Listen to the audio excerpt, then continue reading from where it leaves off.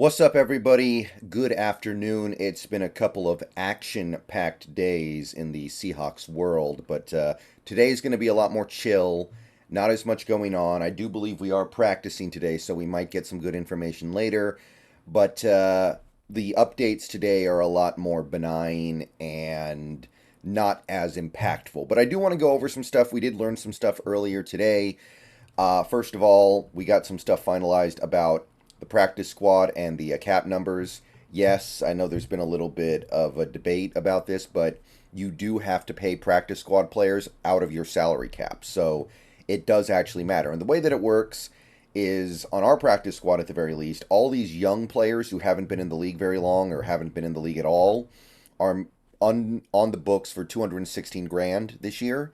And then veterans make more. So Joey Hunt is making significantly more on our practice squad than everybody else because he's been in the league a few years. Artie Burns is not on this list, but he's going to be making, I believe, the same amount as Joey Hunt because he's been in the league for several years as well. So that's how it works. You can also see that we're paying out some of the guys who got hurt on this team who aren't going to be playing this year, like Blount and Jones.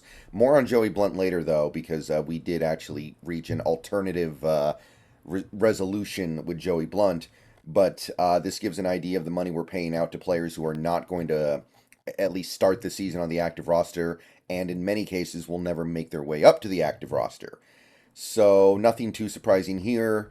You basically earmark a certain amount of money for your practice squad every year. It should be about 4 million, and that's about what we're going to end up spending on our practice squad this year. So that's all good, taken care of. We also do not, as of yet, have any IR related moves yet from the Seahawks. They have not put Derek Young, they have not put Mike Morris or Cam Young or Witherspoon or JSN. Nobody has gone on IR yet. So obviously we have until the first game, but as of right now, things are looking, I'd say, optimistic for those guys to be able to play sooner rather than later. So that is great news. I am still a little pessimistic that one of those guys at least will get added before the game, but maybe not all of them. And that's a win, especially a guy like Mike Morris, who does have a role to play on this team as it stands right now. A significant and obvious role on this defensive line because we just need guys on the defensive line.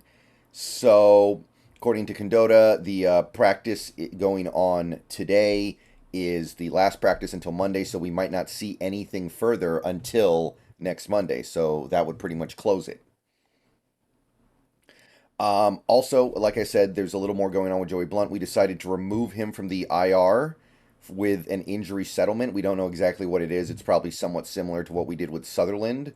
But basically, we don't give him the full amount of the IR of what is covered by the injured reserve thing in his contract, and he can come back later, and he might even come back with the Seahawks later. Condotta actually talks about this here. He is now a free agent, can sign with anybody, but when depending on the length of the settlement, is how long he basically has to sit out, and then at that point he can return.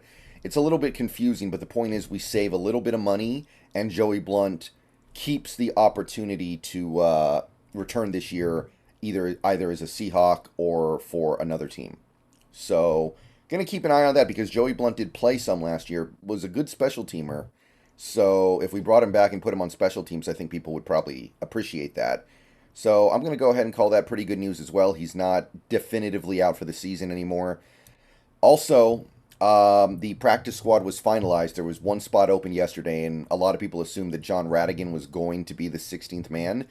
It is not. John Radigan has not been re-signed to the practice squad as of right now. We have signed a center, although he's more of an interior offensive lineman, Ben Brown, to fill out the practice squad. So I don't think we save any money versus John Radigan in signing Ben Brown, but it seems like what's going on here is that Joey Hunt got hurt before the Packers game. I know this tweet says that I know this tweet from Condotta says that Joey Hunt got hurt in the Packers game. He got hurt before it, I think.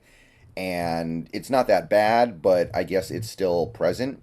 And Oluwatimi still has the elbow thing technically, so we just wanted to have a another interior offensive lineman around. I think that actually, if you look at the chart here, you can see during the preseason, he played most of his snaps at left guard, but he also played some at center and right guard. So he's basically an interior offensive lineman, and we just wanted another guy kicking around in the event of an injury to Evan Brown because, well, we hope that Hunt and Oluwatimi are going to be 100% ready to go by game time in a week and a half, but we don't know. We're just kind of crossing our fingers there.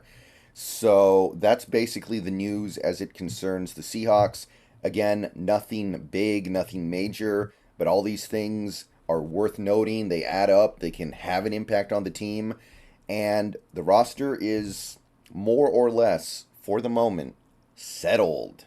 So, going to be probably fewer of these roster update videos coming up because there won't be as much shuffling. But yeah, we had to cover it all pretty closely to get here, and there you go.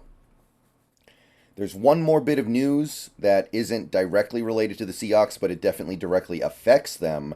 This from Adam Schefter a little bit ago, like 15 minutes ago. Cooper Kupp, who was already not a sure thing to play week 1 against the Seahawks, has suffered a setback with his hamstring and is now considered day-to-day. And we know about hamstrings. We know we're going through it right now with Witherspoon. Hamstrings can linger on for who knows how long. And Cooper Kupp was already not a sure thing to play week 1. So at this point, if I had to guess, I'd say Cooper Kupp is not playing week 1 against the Seahawks. And that's a pretty big deal. He might be their best player at this point. It's him or Donald. And Donald, I thought, looked a little past his prime last year. So could go either way there. But this is big news. This is big for that week 1 game. Cooper Kupp is that offense. Matt Stafford only has eyes for Cooper Kupp when he drops back to pass. He is by far the best player on that entire offense. He is the guy who gets targeted 15 plus times a game when Matt Stafford is in there. And if they don't have him, then that team gets even worse. And I've been pretty adamant for the last several months that there should be no reason to be fearful of this Rams team playing them week 1 at home. And if Cooper Kupp is out, that's even more so the case. All right. So that's really all that's going on right now in terms of Seahawks and Seahawks adjacent news. If we learn anything sweet from practice, I'll talk about it in a few hours. But, yep, roster is set. Cooper Kupp's got a hamstring problem. And that's the wrap-up. Oh, tonight there will be no Hawks Nest stream. We had to bump things a little bit because I'm going to be occupied tonight. But later tonight, sometime around maybe 9 o'clock, I'm going to go on Twitch. I'm going to go live. And if you want to see Starfield, you should probably tune in because I think we are doing Starfield tonight. I'm going to get in the early access. Excuse me. And apparently the game's good. So we're going to start it tonight. Keep an eye out for another video later today where I make the official announcement. But Starfield looks like it's a go. So if you want to see me try out the brand new Bethesda game, tune in tonight, sometime around 9 o'clock. Hope to see you there. Go Hawks.